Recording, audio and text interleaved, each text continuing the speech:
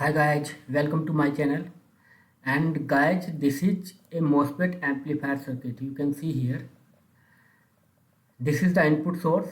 This is MOSFET, and this is gate. This is drain, and this is source. Okay, and this is the drain resistance.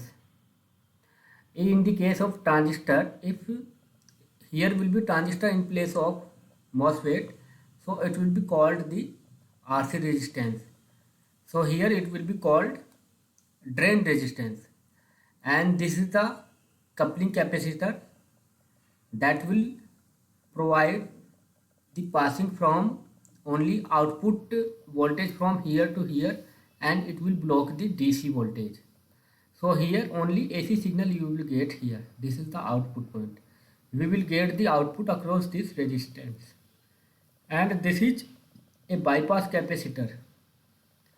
What does it do? It provides the low reactance path to the AC signal, and it pass only AC signal. It block the DC component. Okay, so DC current will flow through this resistance, and AC signal, AC current flow through this capacitor. Okay, so amplified signal we get here, and you can see here this is the input waveform amplitude is 50 millivolt, and this is from here is output. From here to here this is output. So this is a MOSFET amplifier. Okay, and it will invert the signal at the output with the 180 degree like a NPN transistor.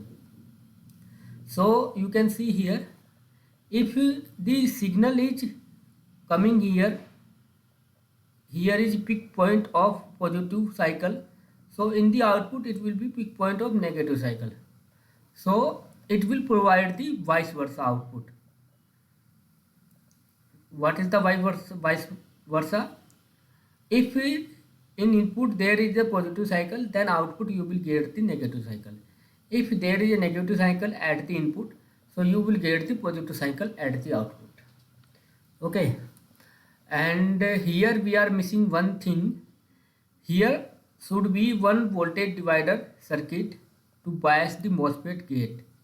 Okay, and here will be a coupling capacitor like this to block the DC component from going here to here in the source.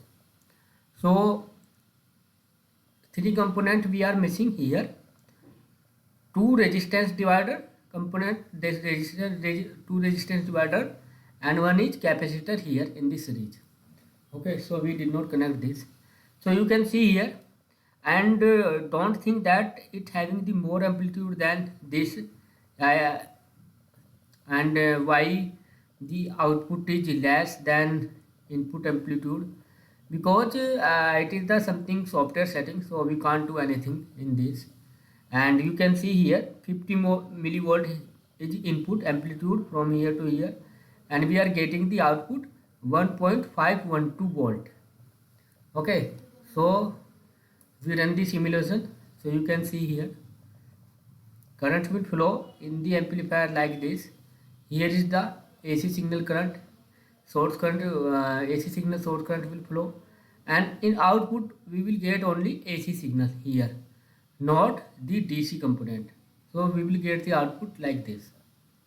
So I hope you got this video, and if you got this video, so please like and subscribe this video and press the bell icon for the coming video. Thank you.